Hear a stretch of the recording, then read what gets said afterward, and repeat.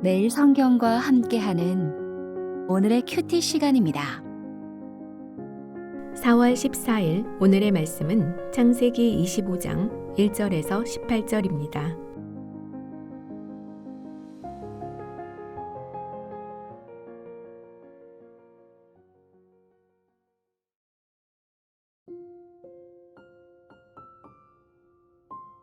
아브라함이 후처를 맞이하였으니 그의 이름은 구두라라. 그가 시므란과 욕산과 무단과 미디안과 이스박과 수아를 낳고 욕산은 스바와 드단을 낳았으며 드단의 자손은 아수르 족속과 루드시 족속과 루음미 족속이며 미디안의 아들은 에바와 에벨과 한옥과 아비다와 엘다아이니 다 그두라의 자손이었더라. 아브라함이 이삭에게 자기의 모든 소유를 주었고 자기 서자들에게도 재산을 주어 자기 생전에 그들로 하여금 자기 아들 이삭을 떠나 동방 곧 동쪽 땅으로 가게 하였더라. 아브라함의 향년이 175세라. 그의 나이가 높고 늙어서 기운이 다하여 죽어 자기 열조에게로 돌아가매 그의 아들들인 이삭과 이스마엘이 그를 마물의 앞 해쪽 속 소알의 아들 에브론의 밭에 있는 막벨라 굴에 장사하였으니 이것은 아브라함이 해쪽 속에게서 산 밭이라. 아브라함과 그의 아내 사라가 거기 장사되니라. 아브라함이 죽은 후에 하나님이 그의 아들 이삭에게 복을 주셨고 이삭은 부엘라 헤로이 근처에 거주하였더라. 사라의 여종 애굽인 하갈이 아브라함에게 낳은 아들 이스마엘의 족보는 이러하고 이스마엘의 아들들의 이름은 그 이름과 그 세대대로 이와 같으니라.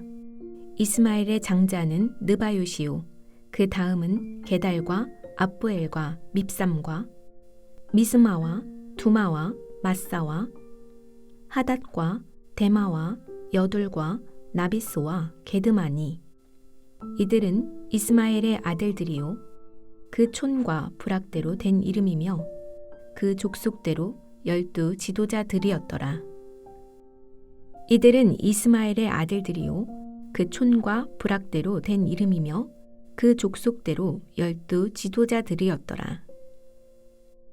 이스마엘은 향년이 137세에 기운이 다하여 죽어 자기 백성에게로 돌아갔고 그 자손들은 하윌라에서부터 아수르로 통하는 애굽 앞 술까지 이르러 그 모든 형제의 맞은편에 거주하였더라.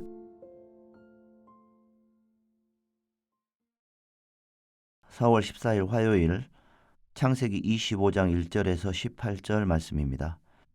본문은 아브라함의 생애 마지막 장면과 그가 떠난 뒤 이어지는 두 가문의 족보를 함께 보여줍니다.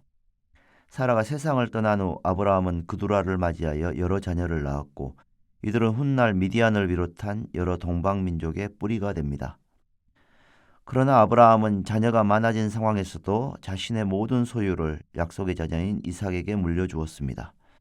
다른 자녀들에게는 생전의 재산을 나누어 준 뒤 이삭과 멀리 떨어진 동방 곧 아라비아 지역으로 떠나보냈습니다.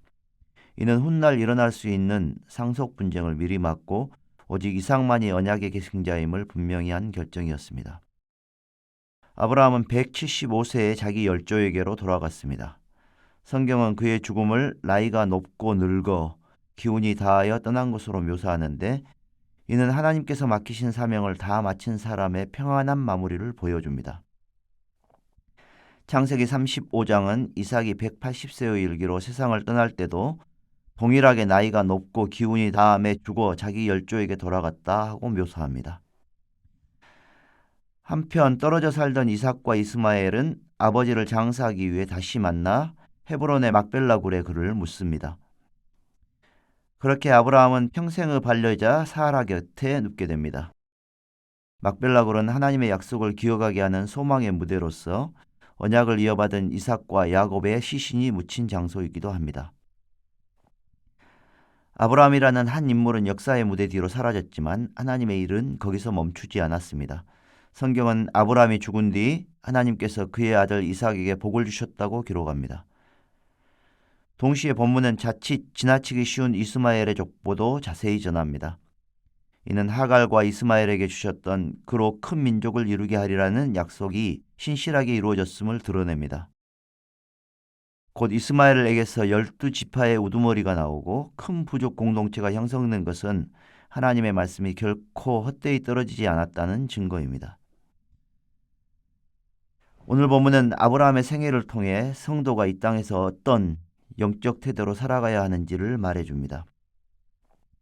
아브라함은 하나님의 구속사가 이어질 통로가 오직 이삭임을 분명히 알고 있었습니다. 그래서 그는 생전에 다른 자녀들을 이삭에게서 멀리 떠나보냈습니다. 이는 하나님의 뜻이 방해받지 않도록 자녀들의 삶의 경계를 분명히 세운 결정이었습니다. 우리는 때로 인간적인 배려나 넓은 마음이라는 이름으로 영적 경계선을 쉽게 허물곤 합니다. 그런 결정이 당장은 좋은 일로 보이지만 결국 나쁜 결과로 끝날 때가 많습니다. 하나님이 세우신 우선순위를 지키기 위해 단호하게 관계와 물질을 정리하는 것이 우리에게 훨씬 유익합니다. 좋은 것이 최선의 것이 아님을 기억해야 합니다. 성경은 아브라함의 죽음을 사명을 다한 사람의 안식으로 묘사합니다. 하나님을 믿는 사람에게 죽음은 절망이나 허무가 아닙니다. 하나님께서 맡기신 시간을 아낌없이 사명에 쏟아부은 사람에게 죽음은 끝이 아니라 안식으로 들어가는 길입니다. 갈 바를 알지 못한 채 하란을 떠난 순간부터 독자 이삭을 바쳤던 모리아 산의 노년에 이르기까지 아브라함의 긴 삶은 하나님의 약속을 이 땅에 심어가는 여정이었습니다. 또한 그의 퇴장은 다음 세대인 이삭이 딛고 일어설 영적 토대를 남긴 마무리였습니다. 우리도 인생의 마지막 페이지에 무엇이 기록될지를 생각하며 매일매일 믿음의 기록을 써내려가야 합니다. 무엇보다 오늘 말씀에서 우리는 하나님께서 주변으로 밀려난 이들까지도 돌보시는 신실하신 분임을 보게 됩니다. 이스마엘의 족보는 얼핏 보면 구속사의 중심 흐름에서 비켜선 이야기처럼 보일 수 있습니다. 그러나 하나님은 이스마엘의 아들들의 이름을 하나하나 기록하게 하시고 그들이 촌락과 불악을 이루며 살았음을 남기셨습니다. 언약의 계승자는 이삭이지만 하나님은 이스마엘의 삶도 외면하지 않으시고 그 역시 번성하게 하셨습니다. 이것은 우리가 외면한 삶의 자리나 하나님의 계획에서 멀어진 것처럼 보이는 사람들조차 여전히 하나님의 통치 아래 있음을 보여줍니다. 아브라함은 숨이 다하는 순간까지 이삭의 영적 안위를 위해 삶을 정리하고 하나님의 약속을 다음 세대에 심는 일을 힘썼습니다. 그의 삶에 맡겨진 사명이 바로 하나님의 언약을 이어주는 일이었기 때문입니다. 우리도 아브라함처럼 또 바울처럼 마지막에 이르러 나의 달려갈 길을 다 마쳤다라고 담대히 고백할 수 있도록 하나님이 맡기신 삶을 믿음 안에서 신실하게 갖고 가야 하겠습니다. 살다 보면 인생의 실타래가 얽혀 모든 것이 무너진 것처럼 느껴질 때가 있습니다. 그러나 하나님은 이삭의 형통함만 아니라 광야로 밀려난 이스마엘의 삶까지도 놓치지 않고 돌보셨습니다. 이 사실을 묵상할 때 우리는 다시 일어설 용기를 얻게 됩니다. 내가 써온 인생의 이야기는 여기서 끝난 것처럼 보여도 우주와 역사를 주관하시는 하나님의 계획에는 결코 실패가 없습니다. 그러므로 오늘도 주님 앞에서 부끄럽지 않은 삶을 위해 내 욕심에 가지는 잘라내고 하나님의 뜻이라는 나무를 정성껏 가꾸며 살아가시기를 바랍니다. 기도하시겠습니다. 주님, 아브라함의 발자취를 바라보며 우리의 인생을 평안하게 마무리하는 일이 얼마나 귀하고 복된지 깨닫습니다. 우리의 삶도 하나님께서 맡기신 소명을 채워가는 은혜의 여정이 되게 해주십시오. 인생의 모든 순간을 주관하시는 하나님을 신뢰합니다. 저희의 삶의 우선순위가 언제나 주님의 나라와 의에 머물게 해주십시오. 삶의 마지막 날 아브라함처럼 평안히 주님 품에 안길 수 있도록 오늘 하루 믿음으로 바르게 살아가게 해주십시오. 예수님의 이름으로 기도드립니다. 아멘.